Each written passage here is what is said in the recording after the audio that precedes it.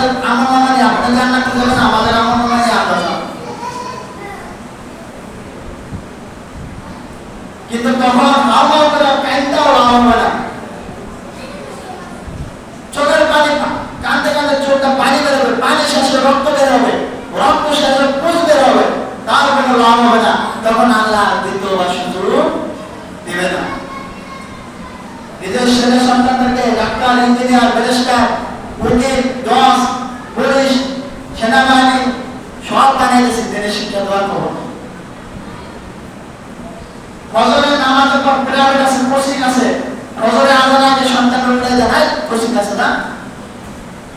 কিন্তু একদিন তো পারান না যে বাবা বক্তব্য আছে, উঠো ফজর নামাজটা পড়ে বক্তব্যটা পড়ে আসো।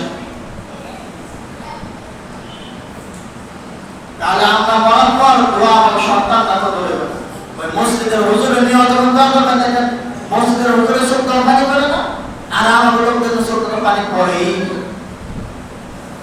লাভি। এখন তো নামাজ পড়ে না, বাইতে কোরআন পড়া করতেছি, লাভি। কথা বললে বলবে হুজুরে খালি দেয়া কথা পায়। আমি আমার কারণে কোনো কথা বলতেছি না, এখানে আমার দুটো লাভ নাই।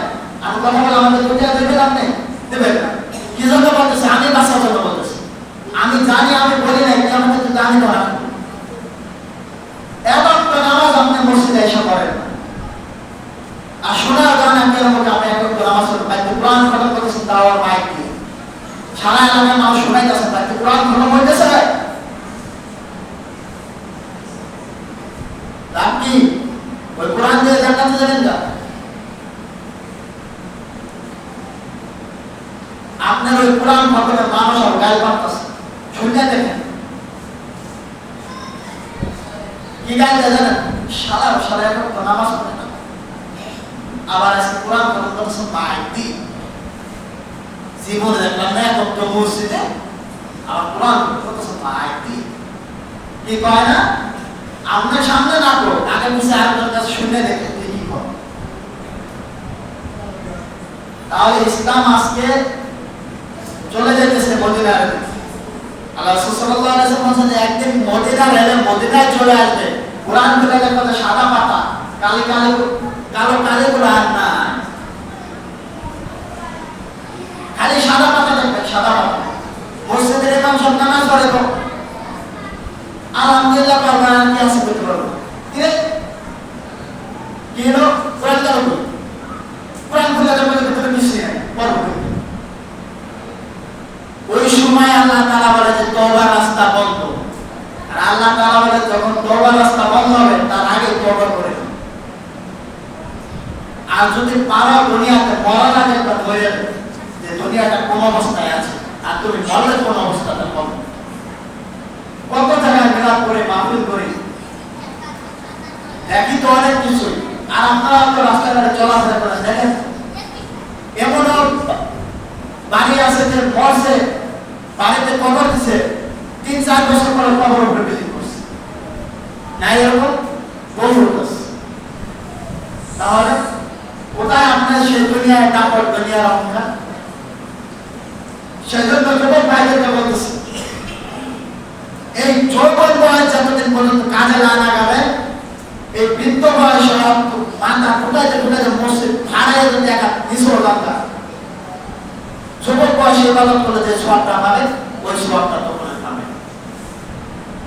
আজকে যদি যুবক ভাইরা যদি বা নাম 5 ওয়াক্ত নামাজ এই দৌলতের মসজিদে, এই দরবারের মসজিদে পড়বো, ইজি পাবে, কোনো ব্যাপারে অন্য ব্যাপার।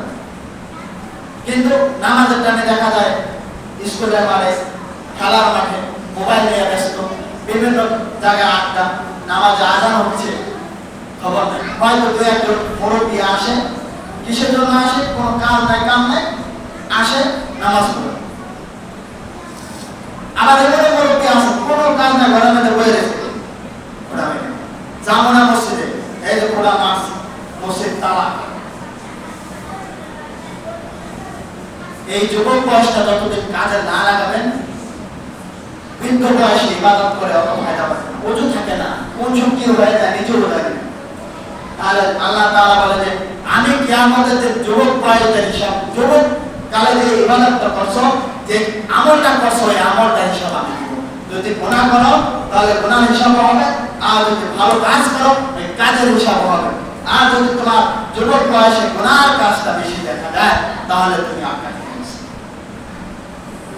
তাই বলে যুবক ভাইরা, এই দুনিয়ার লোভের পিছে না দৌড়াইয়া, দুনিয়ার সৌন্দর্যের পিছে না দৌড়াইয়া আল্লাহর পথে দৌড়াও, রসুলের পথে দৌড়াও, বলি আউলিয়াদের পথে দৌড়াও। দেখবা যে কপাল খুলে গেছে, নসিব খুলে গেছে। তুমি আজকে যে মেয়ের পিছনে দৌড়ে গেছো, তুমি যদি আল্লাহর পথে আসো হয়েছে পাবো দ্বিগুণ ডাবল সুন্দর মেয়ে তুমি পাবো। পায় না? আমাকে দাঁড়িয়ে আছে কিন্তু আমরা মেয়ে পাই নাই। হুজুরের দাঁড়িয়ে রাখা থেকে হুজুরের বউ পায় না, কথা বলে না, পায় না। যা দেখেন যে আপনার কাছে ডাবল সুন্দরী বউ দাঁড়াতে ঘুমাই দিচ্ছে।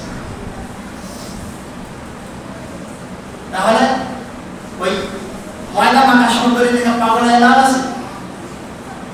আমল করো, ইবাদত করো, তার থেকেও জীবন সুন্দরী পাবে। যুবক বয়স কাজে লাগাও, ইবাদতের পথে কাজে লাগাও। আজকে ইবাদত করবে, কালকে তুমি ফল পাবে। আজকে গাছ লাগাবে, গাছের যত্ন করবে, আম গাছ লাগাইছো, আম গাছের আমি পাবা। আম গাছের লিচু, রাজশাহীর লিচু আর ধরবে না। আম গাছে আমি ধরবে, রাজশাহীর লিচু ধরবে না, আঙ্গুর ধরবে না। তাই আমি যে গাছ বপন করবো আমার গাছ থেকে সেই জিনিসটাই ফলাবো। আর আজকে আমার সন্তানকে আমি যে শিক্ষা দেবো, কালকে মনার পর আমি ওই ফল থেকে, ওই গাছ থেকে আমি সেই ফলটাই পাবো। তাই ভাই ও বাবারা, কথা অনেক বলা হয়ে যায় মাঝে মাঝে, দুঃখের খেলায় বলি, খুশির খেলায় বলি। আজকে মানুষ হত্যা করতেছে, গুনার কাজ করতেছে, পুলিশে নিয়ে যেতেছে, জেলে নিয়ে যেতেছে, একজনে সাক্ষী দিতেছে, আরেকজনে তার বিরুদ্ধে সাক্ষী দিতেছে, একজন পক্ষে সাক্ষী দিতেছে, কোন করছে কাউকে ছাড়া পেয়ে যেতেছে। কিন্তু একজন আলেমকে খুন করে তাকে তার মামলা পর্যন্ত থানায় নেওয়া হয় না, তাকে এই যে খুনি যারা খুন করছে তারা দেবা প্রকাশে ঘুরতেছে, তাদেরকে ধরা হয় না।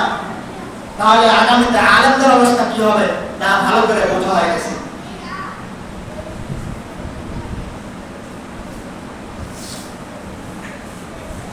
এজন্য আল্লাহ রাসূল সাল্লাল্লাহু আলাইহি ওয়াসাল্লাম বলে যে শেষ জামানা এমন সময়, এমন অবস্থায় আসবে জাহেলাতের যুগ কিরকম ছিল তার থেকেও নিকৃষ্ট হয়ে যাবে। জাহেলাতের যুগে তো মেয়ে সন্তানদের ওই সরকার হত্যা করে দিত, মা ছেলের সাথে জিনা করতো, বাপের মেয়ের সাথে জিনা করতো, মানুষ হত্যা করতো। কিন্তু বর্তমানে যে যুগ আসতেছে এ তার থেকেও ভয়ঙ্কর। বাপ ছেলে মিলে বাবার সাথে জিনা করবে, বোনের সাথে জিনা করবে, এমন সময় আসতেছে। আল্লাহ তাআলা আমাদেরকে হেফাজত করুন। আর আমাদের চোখে দেখি না, এটার একটা কারণ আছে।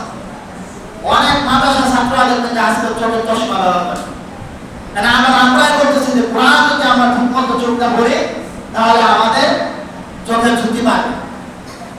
আমি বলি কোরআন আপনি যতই পড়েন, যতদিন পর্যন্ত চোখের জিনা না সরাবে, 100% গ্যারান্টি দিয়ে বলতেছি আমি, এই চোখের ঝুঁকি কমবে না, বাড়বে না।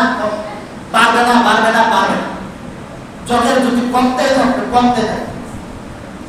আপনি অপারেশন করবেন তাও কমবে, আবার নতুন চোখ লাগাবেন তাও কমবে, যদি চোখের জিনা না সরাইতে পারে। আজকে চোখের জিনা যুবকরা তো করে, আমরা মুরব্বীরা। এজন্য আমরা বলি যে কোরআন ভালো মতো দেখে পড়ে, প্রত্যেক আপনারা দেখেন সুন্দর করে, তাহলে আপনার চোখের ঝুঁকি বেড়ে যাবে, চশমা লাগবে না। কিন্তু আমি বলতেছি ঠিক আছে আপনি কোরআন পড়বেন, হাজার হাফেজরা কোরআন পড়তেছে, হাজার আলেমরা কোরআন পড়তেছে, তাদের চোখের ঝুঁকি বাড়ে না। যতদিন পর্যন্ত চোখের কিনা না সরাবেন, চোখের দোষকে না সরাবেন, ততদিন পর্যন্ত চোখের ঝুঁকি পারবে না। আর বেশি বেশি জিকির করেন, রাসূলের সাথে দুরূদ পাঠ করেন, দেখবেন দিলের বলে আপনি পরিষ্কার হয়ে গেছেন। আর নামাজ পড়তেও ভালো লাগবে, আল্লাহর ইবাদত করতেও ভালো লাগবে, এই দিলও আস্তে আস্তে আয়নার মতো পরিষ্কার হয়ে যাবে। যখন আয়নার দিকে তাকে আমার চেহারা দেখা যায় না, আল্লাহর ওলিদের চোখ বলতে কি জন্য মদিনা দেখতো, আল্লাহ ওলিরা চোখ বুঝে কি জন্য রসুলকে দেখতো? কারণ এর দিলটা ছিল আয়নার মতো পরিষ্কার, এজন্য তারা দেখতো। ভাই আমি চাইলেও আল্লাহর ওলি হইতে পারি। কিসের মাধ্যমে? ইবাদতের মাধ্যমে, তাকওয়ার মাধ্যমে, নিজের জিকিরের মাধ্যমে, নিজের দরুদের মাধ্যমে, নিজের আমল তাকওয়ার উপরে যদি আমি নিয়ত করি 100% আমিও আল্লাহর ওলি হতে পারবো। সেজন্য ভাই বাবারা, কথাই কোনো কষ্ট নেই না। আমি ছোট মানুষ, নিম্ন ক্লাসের মানুষ, আমি নিজেকে আমি গুনাহগার, কিন্তু যতটুকু জানি আপনাদের সামনে বলা, ইবাদত করার দায়িত্ব আপনার, বোঝানোর দায়িত্ব আমার ছিল, আমি বুঝাইলাম। এজন্য আপনাদের হাতে পায়ে ধরে সময় থাকলে নামাজ পড়বেন, জিকির করবেন, তাহলে আমাদের উপর আল্লাহর রহমত বর্ষিত হবে। আল্লাহ তাআলা আমাদের সকলকে আল্লাহ তাআলার জন্য কবুল করো, সকলে বলি আমিন। আল্লাহ রাসূল এবং ওলি আউলিয়াদের জন্য কবুল করো, সকলে বলি আমিন। যে কথাগুলো বললাম সর্বপ্রথম আল্লাহ তাআলা আমাকে আমল করার মতো তৌফিক দান করুন এবং আপনাদেরকে সকলকে আমল করার মতো তৌফিক দান করুন, সকলে বলি আমিন। ওয়া আলহামদুলিল্লাহি রাব্বিল আলামিন। যারা সুন্নাত পড়েন, যারা